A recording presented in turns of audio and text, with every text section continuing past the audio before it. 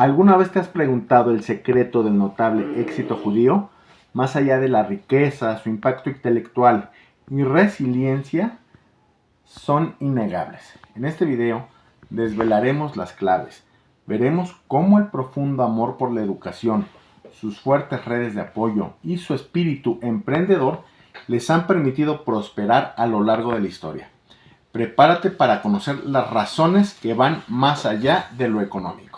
Saludos, pues hoy vamos a sumergirnos en varios textos, ¿no? Tenemos desde cosas académicas, artículos, hasta discusiones en línea. Todo sobre, diferentes facetas de la vida y el pensamiento judío. Exacto. Y la idea es explorar un poco las ideas clave, ¿no? O sea, cómo se pasa la identidad, la educación, la ética, la espiritualidad.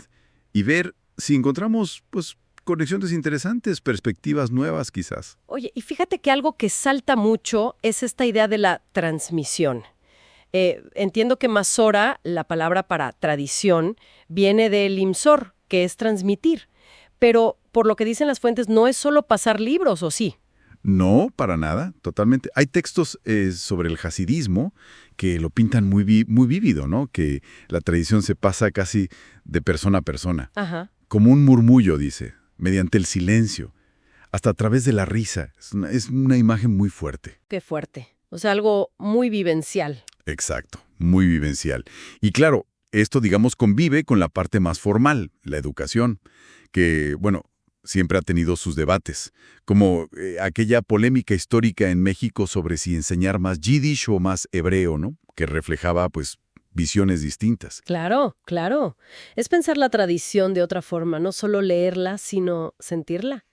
Y hablas de debates históricos, pero hoy por hoy, ¿qué nuevos retos enfrenta la educación judía? Pues sí, mira, algunas fuentes mencionan, por ejemplo, que se están reduciendo las horas de hebreo en algunas escuelas. Quizá para meter más ciencia, tecnología, no sé. Entiendo.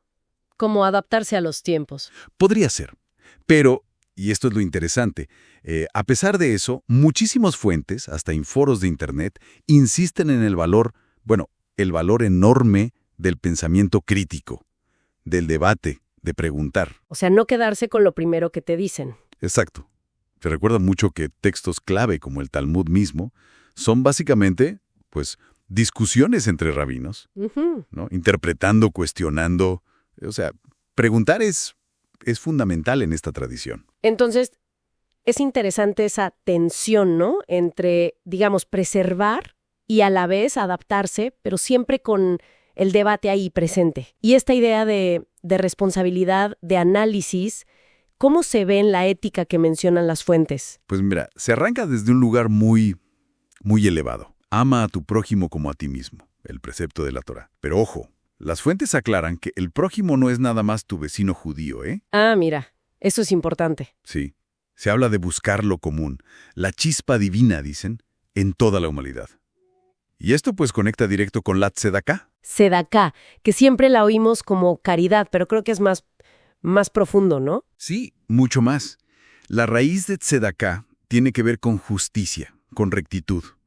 No es solo dar porque eres bueno, es como una obligación de justicia, de balancear. Maimónides, el filósofo, describió 8 niveles. Y el más alto, fíjate, no es dar dinero y ya. Ah, no. ¿Cuál es entonces? Es ayudar a la persona a que se valga por sí misma. Darle trabajo, asociarte con ella en un negocio. Claro, que sea autosuficiente. Exacto. Es un enfoque pues muy centrado en la dignidad, en la autonomía. Muy actual, diría yo. Qué interesante eso de la justicia y la autosuficiencia. Y siguiendo con esa línea de responsabilidad, también sale mucho el concepto de tikkun olam, ¿cierto? Correcto. Tikkun olam, que literal es reparar el mundo. Es esta idea muy fuerte de que todos tenemos una responsabilidad personal y colectiva de mejorar las cosas a nuestro alrededor. Mejorar el mundo así de amplio. Suena enorme. Sí, suena enorme. Y no solo tu calle, ¿eh? Las fuentes hablan de problemas sociales, económicos, hasta crisis globales. Mencionan el clima, las pandemias. Es como conectar tu granito de arena con un impacto mayor. Algunos textos lo ligan incluso a la resiliencia histórica del pueblo judío, esa capacidad de levantarse. Tiene sentido.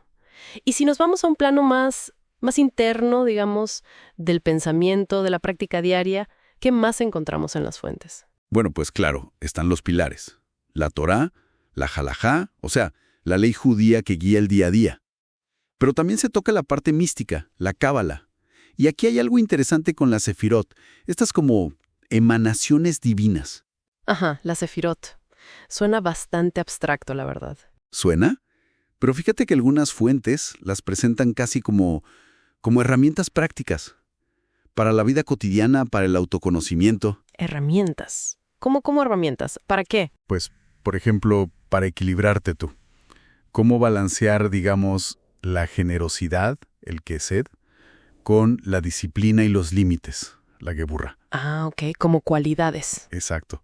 O cómo encontrar armonía entre la acción en el mundo, la perseverancia, que sería Netzach, y la humildad o la reflexión interna, el Hod. Es como un mapa para manejar las tensiones de la vida, ¿sabes? Integrando distintas partes de ti. Entonces lo que vemos es un cuadro, pues, muy rico, ¿no? Una tensión constante entre guardar una tradición de siglos y, a la vez, adaptarla. Entre la ética hacia afuera, hacia la comunidad y el mundo, y la búsqueda interna, espiritual. Y todo, como decías, muy marcado por esto de aprender y preguntar siempre. Así es. Se ve una tradición muy, muy arraigada, pero al mismo tiempo muy viva, muy dinámica. Y quizá para cerrar y dejar algo pensando, podríamos retomar esa combinación de Tikkun Olam, esto de reparar el mundo, junto con la importancia que se le da al debate, al pensamiento crítico. Ajá, esa combinación. Las fuentes nos dicen que estos principios han servido para enfrentar retos enormes a lo largo de la historia. Entonces la pregunta que flota es, bueno, ¿cómo podría esa mezcla, de acción comprometida y mente crítica, que vemos tan fuerte en estos textos, darnos quizá algunas claves para los problemas tan complejos que tenemos hoy en el mundo?